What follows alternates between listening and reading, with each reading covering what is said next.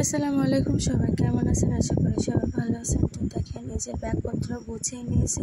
আসলে ঢাকা থেকে আসার পর মাত্র 2 দিন আপুদের বাড়িতে ছিলাম, এরপর যাবো শ্বশুর বাড়িতে। তো শ্বশুর বাড়ি যাওয়ার জন্য রেডি হয়ে নিয়েছি, এই জন্য আপু আমাদেরকে পৌঁছে দেওয়ার জন্য নিয়ে যাচ্ছে আর কি। তো আমরা সেখানে গেলাম, গিয়ে একটা বাস পেয়েছিলাম।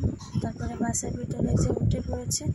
আমাদের বাসা থেকে শ্বশুরবাড়ির দূরত্ব প্রায় 3 ঘন্টার মতো। তো অবশেষে শ্বশুরবাড়িতে পৌঁছে গেলাম। তারপরে এদিকে আমার ছোটো দেবর আমার ছেলেদের জন্য গাছ থেকে ডাব পেড়ে দিচ্ছিল। এই যে এখান থেকে ডাব পাড়তেছে। তো গাছে বেশি ডাব ছিল না, কারণ আগে থেকে পাড়া হয়ে গেছিলো, আর ওগুলো রাখছিল আমাদের জন্য। তো এই যে ডাবগুলো পেড়ে নিচ্ছে এখন।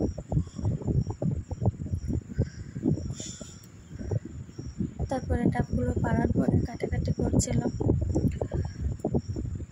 আর একটু হলে গরুটার মাথার উপরে ডাবটা পড়তো, কিন্তু পরে না, নিচে পড়ছে। তাই ভাগ্য ভালো, কিছু হয় না।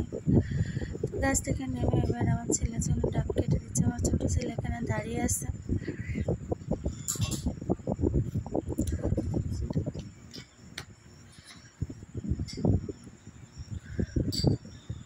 তারপরে যে একে একে 4টা ডাব নিয়ে আসা হলো। তারপর পরপর এই ডাবটা নষ্ট ছিল, যার কারণে খাওয়া হয় নাই।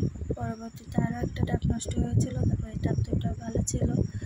তারপরে আমার 2 ছেলেকে তার দুটো কেটে দিল। তারপরে পরবর্তীতে শ্বশুরবাড়িতে কী করে না করে সেগুলো অবশ্যই আপনাদেরকে দেখাবো। তো এখানেই শেষ করছি। আল্লাহ হাফেজ। পরবর্তী ব্লগ দেখার জন্য আমন্ত্রণ রইল। আর সবাইকে আগামীতে শুভেচ্ছা জানিয়ে শেষ করলাম। ঈদ মোবারক।